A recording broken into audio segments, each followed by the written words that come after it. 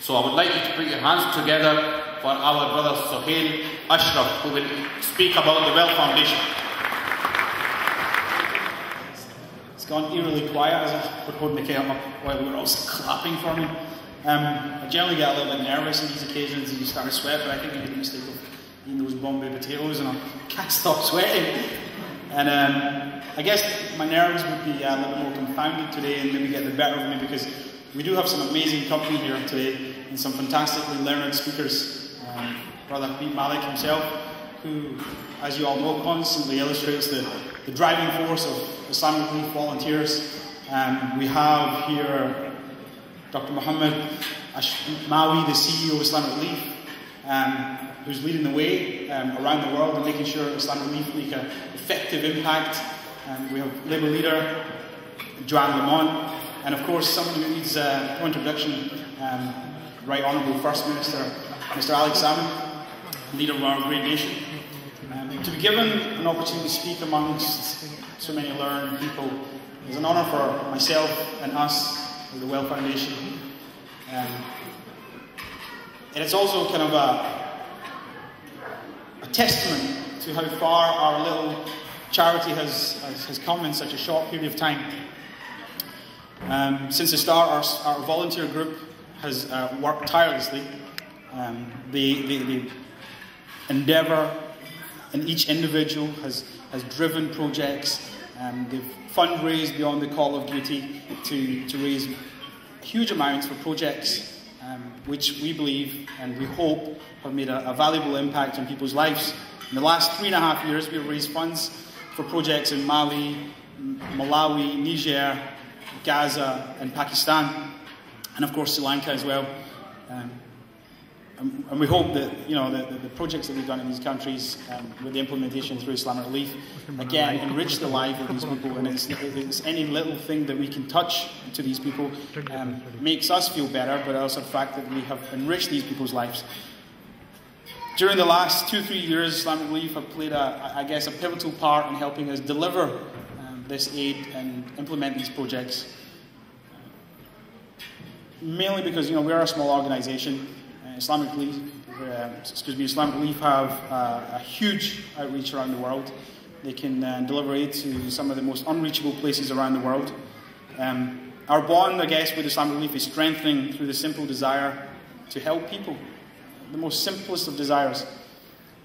And how effective our help has been, certainly from Well Foundation perspective, Islamic Relief, alhamdulillah, have been doing fantastic work for so many years. Wipe my sweat again, Bombay potatoes again. In Malawi and Niger, the deep bore wells have affected 3,000 people in multiple communities, where women and children had to walk several kilometres for water. Now it's at the doorstep, this water, and safely go and collect this water. With 2 well projects in Sri Lanka benefiting several hundred families.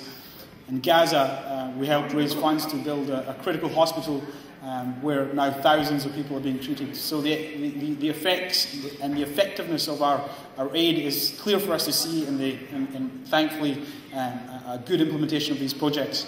In Pakistan, we delivered immediate aid during the disastrous floods, and thereafter providing shelter and food during the recovery period. And Islamic Relief continued to do effort in Pakistan with the displaced children and orphans. Our partnership with Islamic Relief, I want to kind of extend upon what Brother Habib said, helps many thousands, mainly because we can raise the money and put our effort, and our volunteers who do fantastic work throughout the year to raise these funds for projects, and Islamic Relief can implement them. It helps us because we benefit from the fact that Islamic Relief has resources around the world and the reach around the world, which is invaluable for delivering this aid and the projects. And also because they're volunteers, they themselves are an example to us. The sacrifice they make of their time and their selfless and unselfish effort that they do throughout the year. Some facts from Islamic Relief, and then I'm going to go into really why are we here tonight. I mean, in the past 15 years, Islamic Relief has delivered over 60 major projects in multiple countries in Africa, Middle East, Eastern Europe, and Asia. Some facts. Last year, Somalia experienced the worst famine of the 21st century. This is a kind of example of the fantastic work Islamic Relief do.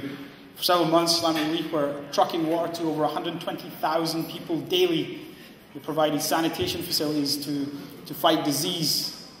They funded a specialist unit at Mogadishu Banadir Hospital to ensure swift life-saving treatment was available. These are some of the great things that they do. But as I come on to tonight, I guess it's always nice to come out to a function, catch up with friends we haven't seen for a while. And tonight, I guess, we can rub shoulders with the First Minister, and the leader of the Scottish Labour Party, and the delectable Hamza Yusuf, and Brother Habib, and various others, and the occasional celebrity who's here. But essentially, it's about the people who are suffering. And Brother Habib again touched on it, and I'm going to extend that. It's about their plight, and it's about raising awareness of the cause. Whether you're digging deep tonight or you're passing on and understanding the problem that's in West Africa, we'll have had some form of success. West Africa is currently experiencing grave drought and shortages. Some 18 million people. It's easy for me to say, but that number, think of it hard in your head. 18 million people spread across the region, countries such as Niger, Mauritania, Mali, Chad, and Senegal are either suffering or already in the process of being there in that dire situation that we don't want them to be in. A deadly combination of, I guess, low rainfall, civil wars, and increasing food prices, bad harvests has led to this problem in the west of Africa. And this problem continues as people move from country to country seeking shelter in another country, as they move from the rural areas into the cities to seek shelter, and then where the resources are then taken away as well. In Mali, 4.6 million people at risk of hunger. 175,000 children are already suffering from malnutrition. The facts are relentless, and we can go on all night. And this is what this evening is about. Us at the Well Foundation and Islamic Relief, at the end of the day, become a vessel or just a name who's driving force on making that difference. But then, we may be at the figureheads, but it's you people who come here and dig deep and help make sure that we have funds, that we can deliver this aid. And hopefully you guys can do that tonight.